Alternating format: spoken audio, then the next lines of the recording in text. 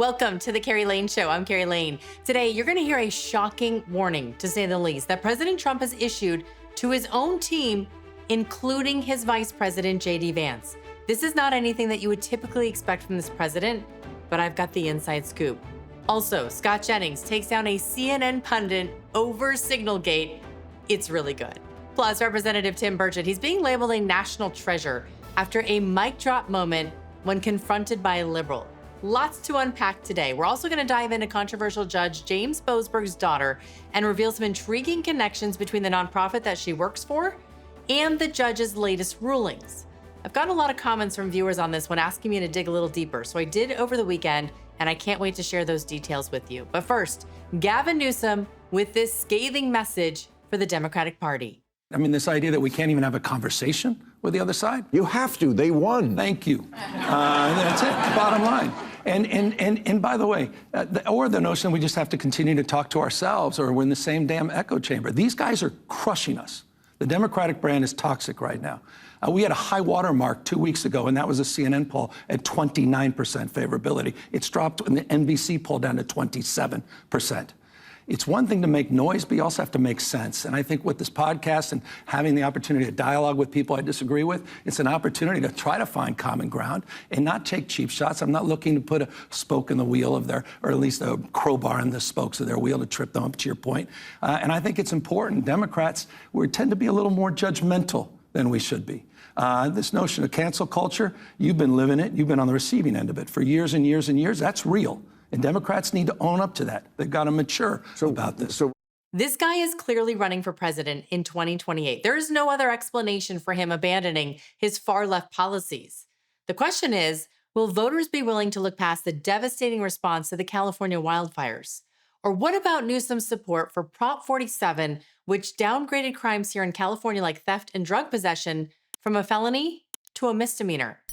Guess what that did? It caused crime to explode. We also have a massive homeless crisis under his leadership. Plus, as you probably remember, Newsom refused to follow his own COVID lockdown rules. And now, all of a sudden, we're supposed to believe that he's seeing the light on issues like biological boys playing in girls' sports? Would you do something like that? Would you say no men in female sports? Well, I think it's an issue of fairness. I completely agree with you on that. One of the reasons that Trump became so popular this election cycle is because the American people are just tired of politicians who flip-flop on issues in an effort to win our vote. It doesn't come across as sincere. Then you have someone like Trump, on the other hand, who stands by his word, whether it's popular or not. And there's something to be said for that. Now, someone else who stands by his convictions is Bill Maher, who has no problem publicly airing his grievances with the Democratic Party. Watch this.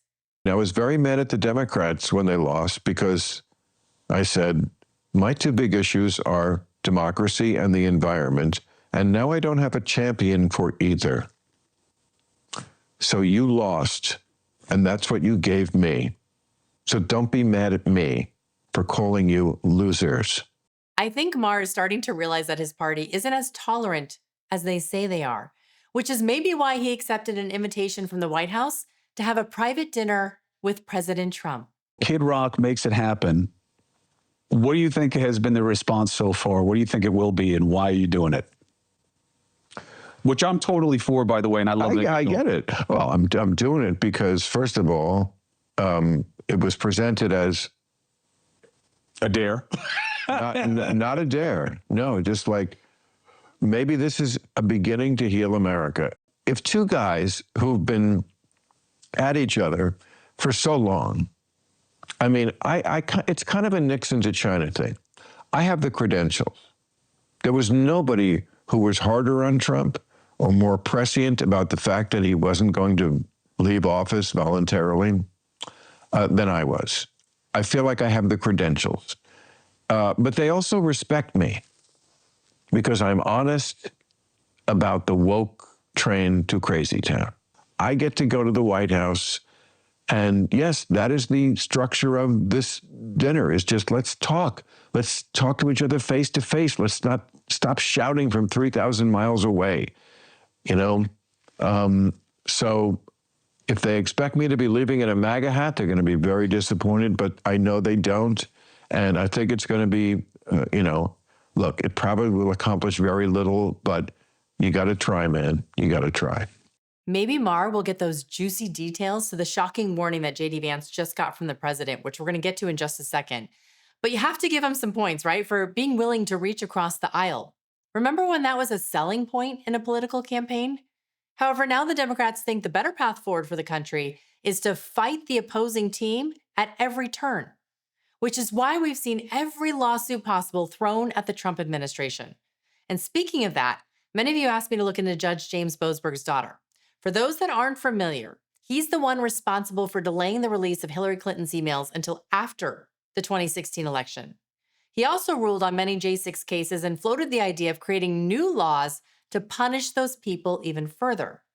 Then more recently, he stopped Trump's deportation flights and now conveniently was handed another lawsuit in regards to the Signal chat leak. Maybe this judge should play the lottery because it seems statistically impossible to be selected at random for your fourth Trump case. Now, I did the deep dive over the weekend on the judge's daughter, Catherine, and found out she is employed by a nonprofit called Partners in Justice. They help find housing and jobs for people that are accused of committing crimes. Now, the founder and executive director of the nonprofit, Emily Galvin Almanza, responded on X to Judge Boseberg's temporary restraining order blocking the Trump's flights of violent criminals. She wrote this on X. That was rightly quick. Trump administration live updates, judge orders halt on deportations of Venezuelans under wartime law. Seems to me she forgot to include that they were violent criminals. It is so misleading to just write deportations of Venezuelans because these aren't your average everyday citizens by any means. Now, this nonprofit is so focused on housing criminals and finding them jobs, maybe they should start by opening up their homes. How about you let them work at the nonprofit? They have firsthand experience, right, and could easily relate to their clients. Sounds like a good fit to me. Although my guess is they're not interested in doing that. They just want to move these people into your neighborhoods and collect a paycheck. Now, speaking of money, the foundation has received millions of dollars in government funding. I'm talking to the tune of more than $3.3 million in 2023. That's according to their tax filings that you see there on your screen. I also found that the organization quickly deleted the biography of the judge's daughter, Catherine Boseberg, from its website after her father was assigned to Trump's case involving the flights. Lucky for us, I was still able to find it and learn that Catherine is a graduate of the University of Michigan with a focus on prison reform.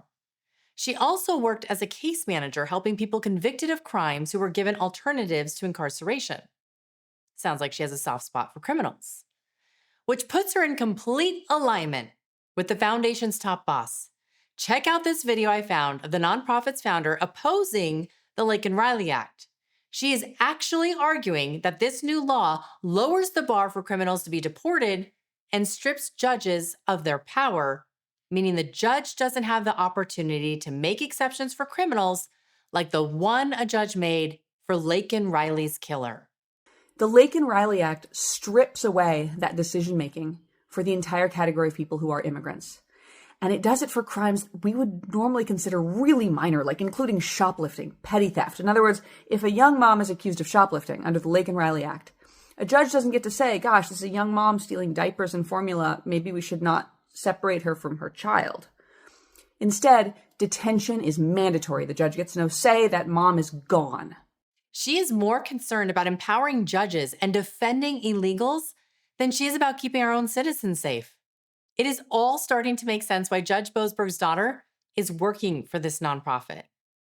Now, maybe we need to remind them that this beautiful girl would still be here if her killer wasn't cut any slack for entering our country illegally or for stealing multiple times.